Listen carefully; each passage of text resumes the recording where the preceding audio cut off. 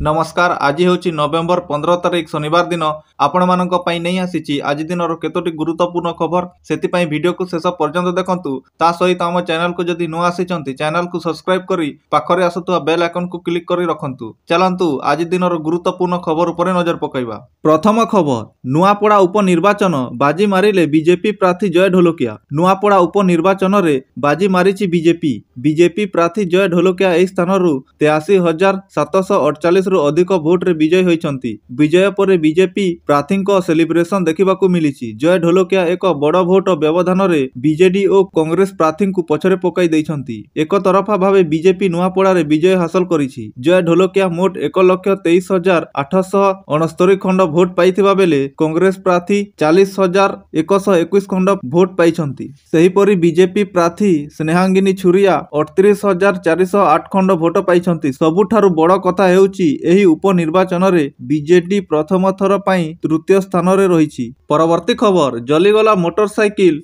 Parts गोदाम। पारादीप 18 बांकी market building रे अग्निकांड घटी। एक मोटरसाइकेल पार्ट्स गोदाम रे निया लगी पाउंस हो जाइछि। खबर पाई कुजंग पारादीप बंदर और इफको अग्निशम गाड़ी पहुंची निया को आयतन करथिले, किंतु सेते बेले जली पोड़ी पाउंस हो जाइतिला। अग्निकांडर कारण स्पष्ट थिले मध्य शॉर्ट सर्किट रु निया लागितिबा संदेह करा जाइछि। एही अग्निकांड रे लक्षाधिक टंकार संपत्ति पोड़ी नष्ट हो जाइछि, जेहेतु पार्ट्स गुड़िक जरी और कागज पेटी रे पैकिंग होइथिबारु संगे संगे निया व्यापी जाइतिला। एही गोदाम घरे थिबा समस्त पार्ट्स पोड़ी नष्ट हो जाइछि। परवर्ती खबर, इंटरनाल असेसमेंट न देले फेल। उच्च माध्यमिक शिक्षा परिषद पक्षरु डिसेंबर 22 रु 31 मध्य युक्त 2 इंटरनाल असेसमेंट अनुष्ठित हेबाकु जाउछि। फॉर्म पूरण करिथिबा समस्त रेगुलर परीक्षार्थी माननकु एही परीक्षा बाध्यतामूलक, अन्यथा फेल बोली घोषणा करा जिवो। तेबे डिसेंबर रे परीक्षा देई न पारिले प्रार्थी को आउ थरे सुजोग मिलिबो। सेमाने जनवरी 10 रु 15 मध्य हेबाकु थिबा द्वितीय पर्याय असेसमेंट रे भाग नै पारिबे। आहुरी स्पष्ट करा जाइछि जे गोटिए समय विज्ञान कला वाणिज्य पत्र माध्यम पाठ्यक्रम सह बाध्यतामूलक पाठ्यक्रम विषय गुड़िकर इंटरनाल असेसमेंट अनुष्ठित हेबो। 45 मिनिट परीक्षा करा जिवो, जहार संपूर्ण मार्क 10 किंबा 20 रहिबो। परीक्षार्थी को 20 मार्का विशिष्ट विषय रे 6 मार्का एवं 10 रु 3 मार्का रखिबाकू बाध्यतामूलक।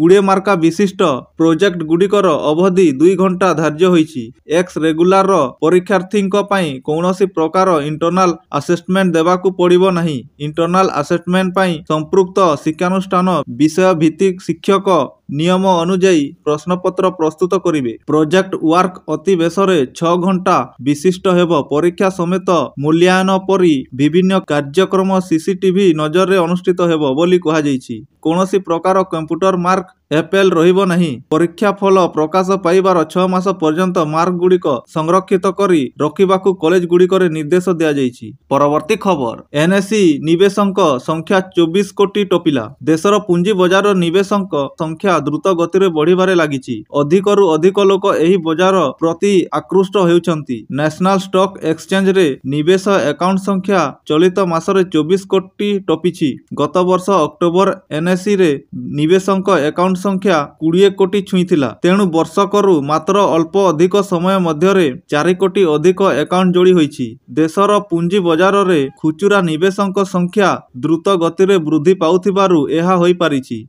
देशर एही निवेश अकाउंट रे महाराष्ट्र सबुठारु आगरे अछि। निवेशक माने सीधासलख किंबा म्यूचुअल फंड संस्था जरिया रे पुंजी बजार रे अर्थ खटाउछंती। मोबाइल रे ट्रेडिंग सुविधा उपलब्ध हेबा फल रे निवेशक संख्या बढ़ी जाइछि। परवर्ती खबर, दिल्ली रे विस्फोरण 72 घंटा परे पुणी निंदा कला ईरान। नवेम्बर 10 तारिख संध्या रे राजधानी दिल्ली रे घटिथिबा भयंकर आतंकवादी विस्फोरण संपर्क रे ईरान 72 घंटा मध्य द्वितीय थर पई कड़ा प्रतिक्रिया दैछि। ईरान दिल्ली विस्फोरण को कड़ा निंदा करी एहाकू एक आतंकवादी आक्रमण बोली कहिछि। ईरान एही बयान ईरान रु अमेरिका पर्यंत समस्तक पई एक कड़ा वार्ता। पाकिस्तानी मंत्री माने एहाकू एक सिलिंडर विस्फोरण बोली कहूथिबा बेले ईरान प्रतिक्रिया पाकिस्तान पई एक गुरुत्वपूर्ण वार्ता। ईरान रो प्रतिक्रिया मध्य अमेरिका पई एक प्रतिनिधित्व करे, कारण पाकिस्तान रो इस्लामाबाद रे विस्फोरण परे अमेरिका नवा दिल्ली आक्रमण रो जवाब देइथिला। ପରବର୍ତ୍ତୀ ଖବର ହୁମାନ ସାଗର ମେଡିକାଲରେ ଭର୍ତ୍ତି। ଗତ କିଛି ମାସ ଧରି ଓଲିଉଡର ଲୋକପ୍ରିୟ ଜଣାଶୁଣା ସଙ୍ଗୀତ ନିର୍ଦ୍ଦେଶକ ତଥା ଗାୟକ ଅଭିଜିତ ମଜୁମଦାର ଅସୁସ୍ଥ ଥିବା ବେଳେ ଏବେ ଫେମସ୍ କଣ୍ଠଶିଳ୍ପୀ ହୁମାନ ସାଗର ଅସୁସ୍ଥ ହୋଇପଡ଼ିଛନ୍ତି। ହୁମାନ ସାଗରଙ୍କୁ ଚିକିତ୍ସା ପାଇଁ ଏବେ ଭୁବନେଶ୍ୱର ଏମ୍ସକୁ ସ୍ଥାନାନ୍ତର କରାଯାଇଛି। କିଡନୀ ଓ ଲିଭର ଜନିତ ସମସ୍ୟାରେ ପୀଡ଼ିତ ଗୀତିକାର କିଛି ଦିନ ହେବ ଘରୋଇ ଡାକ୍ତରଖାନାରେ ହେଉଥିବା ଚିକିତ୍ସିତ, କିନ୍ତୁ ଆଜି ତାଙ୍କୁ ଏମ୍ସକୁ ସ୍ଥାନାନ୍ତରିତ କରାଯାଇଛି। ପରବର୍ତ୍ତୀ ଖବର ଆବୁଧାବିରେ ହେବ ଆଇପିଏଲ୍ 2024ର ନିଲାମ। ତୃତୀୟ ଥର ପାଇଁ ବିଦେଶରେ ଆଇପିଏଲ୍ ନିଲାମ ହେବାକୁ ଯାଉଛି। ଆଗାମୀ ଡିସେମ୍ବର 16 ତାରିଖରେ ଆବୁଧାବିରେ ଆଇପିଏଲ୍ 2024 ନିଲାମ ଅନୁଷ୍ଠିତ ହେବା। ଗତ ଦୁଇଟି ସିଜନର ନିଲାମ ଜେଦ୍ଦା ଏବଂ ଦୁବାଇରେ ଅନୁଷ୍ଠିତ ହୋଇଥିଲା। ନିଲାମ ପ୍ରକ୍ରିୟା ପାଇଁ ସମସ୍ତ ଫ୍ରାଞ୍ଚାଇଜ ସେମାନଙ୍କ 2025 ଟିମ୍କୁ କେଉଁ ଖେଳାଳିଙ୍କୁ ରିଲିଜ୍ କରିବେ ତାହା ନିଷ୍ପତ୍ତି ନେବାରେ ଜୋରସୋର ଲାଗିପଡ଼ିଛନ୍ତି। ଆଇପିଏଲ୍ 10ଟି ଦଳ ପାଇଁ ସେମାନଙ୍କର ରିଲିଜ୍ ତାଲିକା ଚୂଡ଼ାନ୍ତ କରିବା ପାଇଁ ନଭେମ୍ବର 15 ତାରିଖ ଅପରାହ୍ନ 3ଟା ପର୍ଯ୍ୟନ୍ତ ସମୟ ସୀମା ଧାର୍ଯ୍ୟ କରିଛି। ତାପରେ ସେମାନଙ୍କୁ ଖେଳାଳିଙ୍କ ଏକ ତାଲିକା ପଠାଯିବ, ଯେଉଁଠାରୁ ସେମାନେ ସେମାନଙ୍କର ସଂକ୍ଷିପ୍ତ ତାଲିକାଭୁକ୍ତ ଖେଳାଳିଙ୍କୁ ଚୟନ କରିପାରିବେ। ଏହି ଲମ୍ବା ତାଲିକାକୁ ସଂକ୍ଷିପ୍ତ ତାଲିକାଭୁକ୍ତ କରି ଆଇପିଏଲ୍କୁ ଚୂଡ଼ାନ୍ତ ନିଲାମ ଲୁକ୍ ପ୍ରସ୍ତୁତ କରିବା।